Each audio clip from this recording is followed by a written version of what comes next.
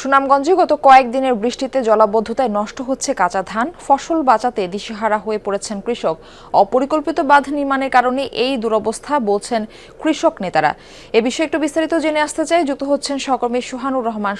সোহান, ফসল রক্ষায় কোনো উদ্যোগ চোখে পড়ছে কিনা, ক্ষয়ক্ষতির পরিমাণ নির্ধারণ করা হয়েছে কিনা, সব মিলিয়ে একটু বিস্তারিত জানতে চাচ্ছি।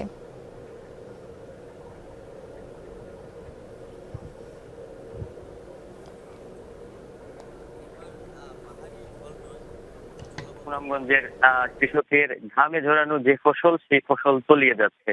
গত কয়েকদিনের টানা বৃষ্টিতে জলাবদ্ধতা সৃষ্টি হয়ে সুনামগঞ্জ, শান্তিগঞ্জ, জামালগঞ্জ, জিরাই, শাল্লা সহ বেশ কয়েকটি উপজেলার অন্তত 10 থেকে 15টি হাওরের কিন্তু ব্যাপক হারে জলাবদ্ধতা দেখা দিয়েছে। এতে করে সরকারি হিসাবে 1800 হেক্টর জমি ক্ষতিগ্রস্ত হলেও বেসরকারি হিসাবে কৃষকরা যেটি জানিয়েছেন যে এক একটি হাওরেই অন্তত 800 থেকে 1000 হেক্টর জমি নষ্ট হচ্ছে। তো সেই হিসাবে এই বেসরকারি হিসাবের ক্ষতিগ্রস্তের পরিমাণ কয়েক গুণ।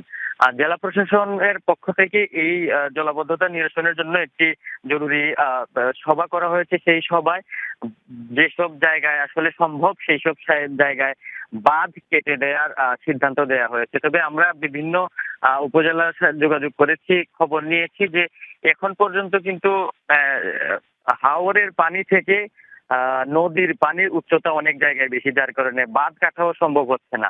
তো এতে কৃষকরা একরকম বাধ্য হয়ে তারা যে এতে কৃষকরা একরকম বাধ্য হয়ে তারা যে শ্যালো মেশিন, সেচ মেশিন আছে, সেই সেচ মেশিন কোনো কোনো হাওরে আমরা শতাধিক সেচ মেশিন লাগিয়েও দেখেছি কৃষকরা তাদের সব ফসল বাঁচানোর শেষ চেষ্টা করছেন, কিন্তু সারাদিন সেচ করে যে পানি কমানো যায় তার ঠিক 1 ঘন্টা বৃষ্টি হলেই কিন্তু এর চেয়ে বেশি পানি হয়ে যায়। তো এখন পর্যন্ত আসলে এটার স্থায়ী কোনো সমাধান হয়নি, শুধুমাত্র সাময়িক একটি সমাধান কার্যকর হচ্ছে না। সোহান, আপনাকে ধন্যবাদ আমাদের সঙ্গে যুক্ত হওয়ার জন্য।